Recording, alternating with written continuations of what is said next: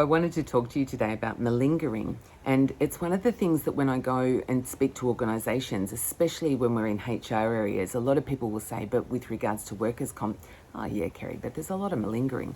But I think it's an unreasonable assessment that we make, because even from a psychological perspective, it's very difficult to actually determine what malingering really is. And, you know, essentially malingering at its true form, the meaning or the definition specifically says that you're feigning an injury or you're feigning illness in order to avoid work. And I find it's something that gets thrown around a lot, and yet I think it's an unreasonable assessment to make, especially with regards to people who are on workers' compensation.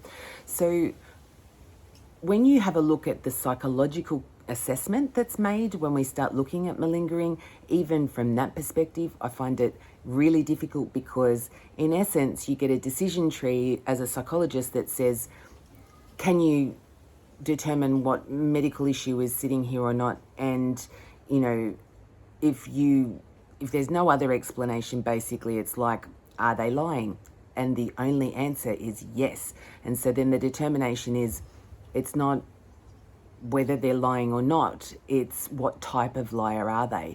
And I just think that it's a really unreasonable thing to do, because mental health, as we know, is one of those things that's often seen as it's a silent issue, or it's a silent injury. It's not an easily identifiable or seen thing. And you would have thought that with what we've seen in COVID times in the last 12 months, that we can understand a lot better how we can have good justifiable reasons to need to respond to something that we actually can't see or identify. And yet, as a community, we've become very aware of the fact that it is real. And even though in Australia we've been very lucky to avoid it having a huge impact here, it's still having an impact, but we don't question it. In much the same way as we found there were conspiracy theorists around COVID who sort of said, oh, it all comes from 5G towers, or it's not real, it's just a way to control us. I want you to think about malingering in the same way, or people that perceive malingering it's the same. It's perceived in the same way as a conspiracy theory might be conceived. It also, we become subjected to what we call a primacy and recency effect, especially when we work in HR areas. So I want you to think about what happens when you buy a new car. So you buy yourself a red BMW, and you've never seen the sort of version that you bought for yourself until you buy one, and then you see them everywhere. So in much the same way, that's what we call in psychological terms a primacy or a recency effect. It's more in your, brain's purview to notice all of the red BMWs because you bought one. And when you didn't see them before, it was because you weren't driving one.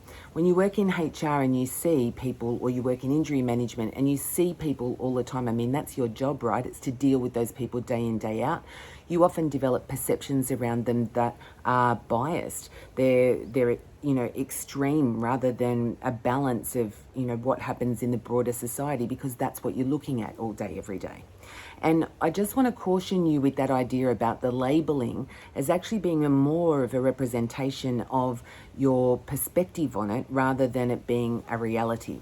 Because the reality of true malingering, it's actually really small percentage. It's like years ago I used to work for Centrelink, and I always said, if I become one of those people that when a person walks in the door, my immediate reaction to them is, oh, here comes another one to rip off the system, it was time to get out. So I just want you to just be conscious of the fact that whenever we see something on an ongoing basis, so if we work in a role that exposes us to that regularly, our perception is going to be skewed by that. So you're looking at it through a different lens.